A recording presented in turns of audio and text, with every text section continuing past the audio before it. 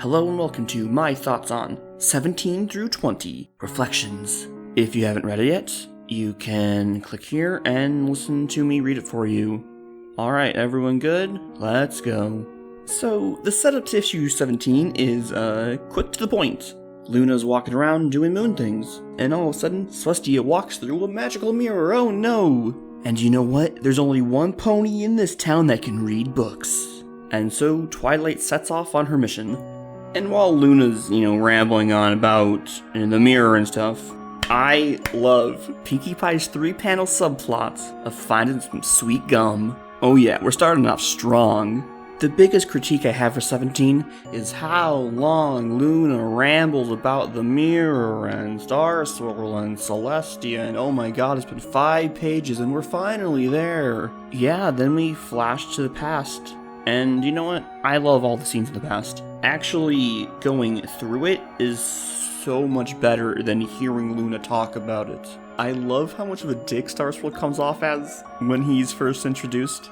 It is subtle, but just he's just going on about how great it would be to go to other worlds. While Celestia is crying about her responsibilities as a princess and her sister becoming a murderer, Star Swirl just shrugs it off and is like, I'll take care of her. It'll be fine.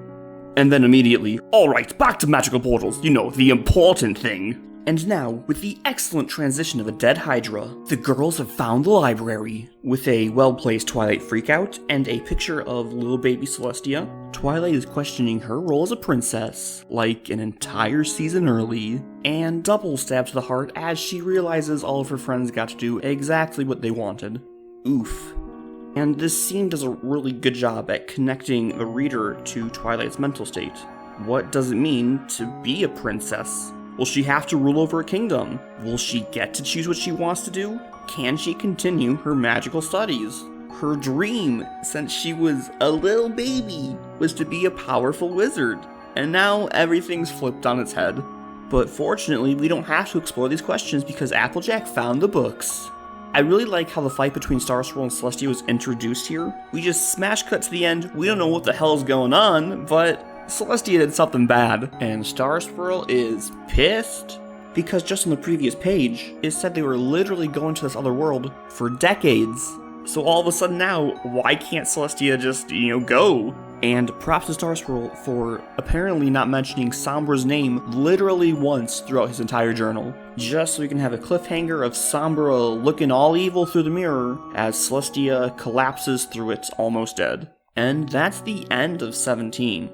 I have mixed feels about 17 as a whole. It does a good job setting up the main plot with the other world and Twilight's subplot, but as a standalone issue, nothing happens in it. So it sets up as if Celestia vanishing through the mirror is this big hella deal, but at the end she just walks through it all by herself. And it's like, oh, what was the point of this entire issue? I guess the point was to read some books. Honestly, if the story just began with Celestia falling out of the mirror, and that was the big deal that causes Luna to call in Twilight, I don't think we would have missed out on much. And Celestia could have just told them the stuff about the past, and she could have been like, oh hey, I know exactly where Star Swirl's study is, and exactly where his journal is if you want to read it. I just feel like there could have been more to this issue than the explanation of the main plot and Twilight's subplot, but that's all we got. Alright, on to part 2. And we get right into it. Things are happening. Celestia's explaining literally everything, and poof, we're already in the other world. I still can't get over how much Star Swirl left out of his journal. Didn't mention Sombra, didn't mention evil Celestia, didn't mention the spell to activate the mirror. But back to the plot. Alright, so we're in the other world. God, I love the Captain Good Guy Discord statues. And Fluttershy has a good little bit about squeezing animals, and that's great. I'm glad Fluttershy got one major role, but they're immediately arrested. So we can transition to the past. The prison part doesn't really contribute anything to the plot, but it's a haha funny goof. And what's friendship is magic without dumb goofs? Poorly paced plots, that's what it is, we all know it.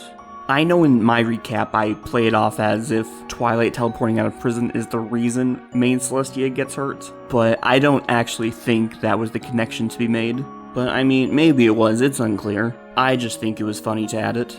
And now we pass through the amazing stained glass windows and meet King Sombra, who Fluttershy and Rarity want a bone. Rip Spike. And now the evil princesses appear, and I love their introduction. Celestia just has some top tier lines. I love Rarity's contribution to the fight. And boy howdy, Rarity must have really gotten to her because Celestia changed outfits like 3 times after the fight. It's a nice twist that anytime evil Celestia takes damage, main Celestia takes damage, but it's not like I expected Twilight to win by beating her into submission anyway, so it doesn't really matter. And super plot twist, Celestia and Sombra are dating. And that marks the end of part 2. And wow, it's way better than part 1. It's way more interesting. The plot is way better paced. We're getting more than just information. Things are finally happening. On to part 3. So we start off with a glimpse at the evil princesses. You know, just being evil for the sake of being evil. Nothing too deep behind it. They just like having power. Well, I mean, it kind of looks like Luna's just along for the ride, but Celestia at least just wants power. Normally, I would prefer the antagonists have some kind of deeper meaning behind their actions, but I can understand why they're so shallow. The story is already halfway over, and trying to force depth into evil Celestia at this point would just be taking away from time Twilight or good Celestia could have. This is their story, after all. So we get a peek at Edgy Ponyville, and we get to see Bad Boy Spike peddling something on a street corner. Probably drugs. And poof, Luna flies off to spy on Sombra, who just happens to be talking about Luna. Good transition. And he says, "When your Luna returned to the throne, ours turned to the dark side." This is a very important piece of information. He just casually slips it right in, and he'll bring this up again in the next issue, which I'll talk about it more then, so stick a pin in it. So, while Twilight's stressing out about alternate equestrian history, Fluttershy and Rarity inquire about Sombra's romance with Celestia. So we get a flashback, they keep flirting with each other, and then Celestia sees Luna, which really sells her on this alternate world. But unfortunately, their worlds are getting messed up, so they can't visit anymore. At least they shouldn't, because Celestia keeps going. It's just nice to have some character development with Celestia. She's such an important character to the world, but she just never gets to do anything important. So she and Sombra are off being cute, and then she goes back home, and dun dun dun! This is when the fight happens. Oof. Finally knowing what the fight was about, and considering what she just did over there, just gives a whole new weight to the conflict. Even though they're reusing dialogue and panels, this scene doesn't feel redundant. The first time around just gives us the information we need to know about the mirror. And it's like, whatever, Celestia's crying, sure, but who knows what that's about, so we don't really care. But the second time around, there's this big emotional impact. Now we know what it's about, and you don't have to focus on learning anything from this scene, it just gets to be strictly emotional. And it works. So, cut to Sombra talking about his alternate world, which I don't really care about. You know, it's just regular Equestria, but shittier. I already got that part. So everyone's talking and they're like, how do we stop these princesses? If we can't kill them, what can we do? And I'm just over here like, what do you mean? Just do what you always do. Either talk them out of it, or eternally imprison them. But Twilight's being all cryptic. We can stop them the same way we stopped our Sombra, with Crystal.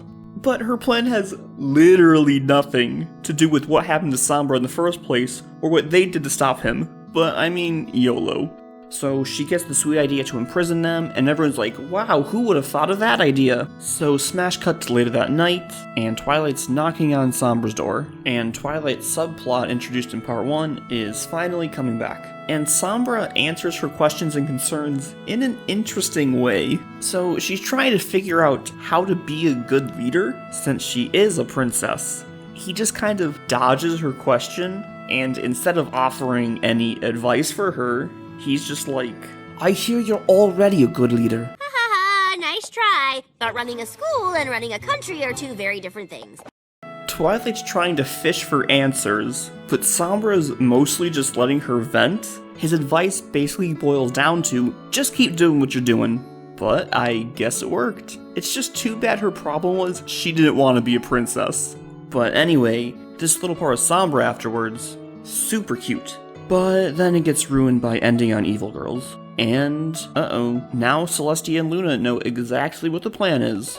Despite part 3 bouncing between 4 different viewpoints, the plot maintains very well paced, and the transitions connecting the jumps and viewpoints are super clever. I won't go over them all, but here are a few examples. Luna going off to spy on Sombra, cut to Sombra. Starscroll talking about evil Sombra, stained glass window of evil Sombra. Good Celestia looking at it, Moon, bam, evil Celestia looking at it, Moon. Good stuff. Besides having superb transitions, Part 3 took a slower approach compared to Part 2. Part 2 had to go pretty quick to make up for Part 1 doing nothing, while Part 3 got the benefit of being able to chill out and go a little slower, and make more emotional connections. We got to see just how close Celestia and Sombra really are, and we got to spend more time with Sombra to learn about him and his world. Sombra's a pretty chill guy. I'd buy him a drink. But now it's time to break those bonds as we go into part 4, where everything falls apart. The little recap intro on page 1, super good. Too bad it's followed up by Luna yelling at Celestia for like the 8th time. And we're finally here. And that is how you brought Luna back from being Nightmare Moon. Sombra is inquiring on how the elements of harmony turned Luna good, and thus the seeds are sown. Now to wait until the idea fully blossoms. Meanwhile, Twilight is twilighting hard, and her fears are not baseless because the sky is literally green. We're at the my plan needs a plan stage of a total Twilight meltdown! And apparently, not only does Celestia have a plan to bypass her imprisonment, she claims to know a way to get the spell to the other world. Spooky stuff. But, unfortunately for Luna, her plan does not seem to involve her. And, even more unfortunately for Luna, Celestia's plan is to basically kill her. The only thing in worse shape than Luna is the state of the multiverse. And bam, the final fight has begun. Celestia versus Celestia, so good. Sombra's bubble, so good. Celestia's speech to Twilight, so good. And now, Sombra announces his grand idea. He has been thinking about this for the last 2 parts. How can the elements of harmony save his world? How did they cleanse Nightmare Moon? Can they do the same thing to his Celestia and Luna? And yeah, they can. But the universes are falling apart, so he can't just get rid of the dark magic, he has to balance the worlds out. I'm trying not to just gush about the ending, but it's so good. Part 4 is easily the best part of Reflections, which makes sense because literally everything's already been set up, and now it's just connecting loose ends, and has plenty of time for emotional impact. I know I talked down on Part 1 a lot, but if it wasn't so boring, time would have had to have been wasted in the later parts to explain the information. So Part 1 took the hit, so Part 4 didn't have to.